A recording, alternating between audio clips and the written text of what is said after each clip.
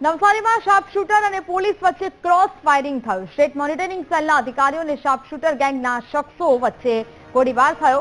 મિલીમોરાના જાણીતા સોમનાથ મહાદેવ મંદિરના કેમ્પસમાં આ ફાયરિંગની ઘટના ઘટી છે। હથિયારો આપવા આવેલા શખ્સોએ એસએમસીની ટીમ પર ફાયરિંગ કર્યું હતું। એસએમસીની ટીમ ગેંગના શૂટરને પકડવા માટે હોટલ પહોંચી હતી। હથિયાર આપવા આવેલા અને હોટલમાં છુપાયેલા શખ્સોએ આ ફાયરિંગ કર્યું હતું। એસએમસી અધિકારીએ સ્વ બચાવમાં ફાયરિંગ કરતા એક આરોપી ઇજાગ્રસ્ત પણ થયો। अन्य 4 सहित कुल 5 आरोपीनी पोलीसे धरपकड़ करी है।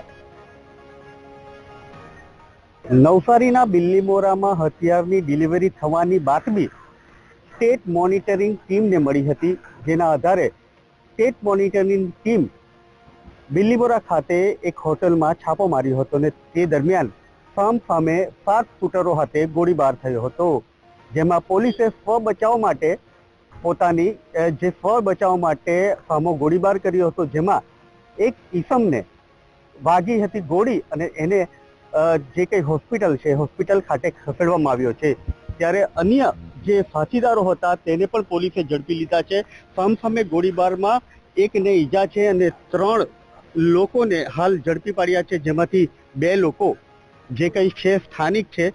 સ્થાનિકને એક મહત્વની જે કઈ વાત છે કે જે ગનની સપ્લાય કરવા આ ટીમ આવી હતી।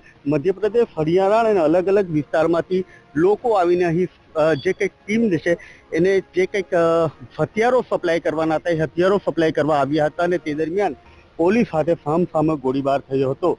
પોલીસે સમગ્ર જે કંઈક તપાસ છે એ તપાસના ચક્રો ગતિમાન કર્યા છે અને 3 લોકોને હાલ તો ઝડપી પાડ્યા છે। એક જે ઈસમ છે એ હોસ્પિટલ ખાતે સારવાર લઈ રહ્યો છે અને 2 સ્થાનિકને પણ પોલીસે પૂછપરછ આદરી છે।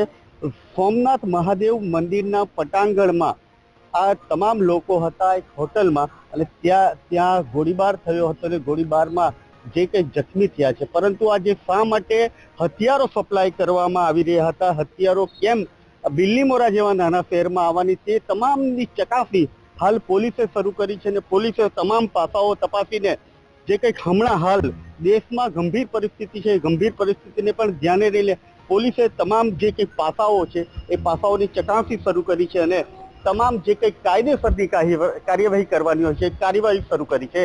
Rakesh Solanki, VTV news, Navsari.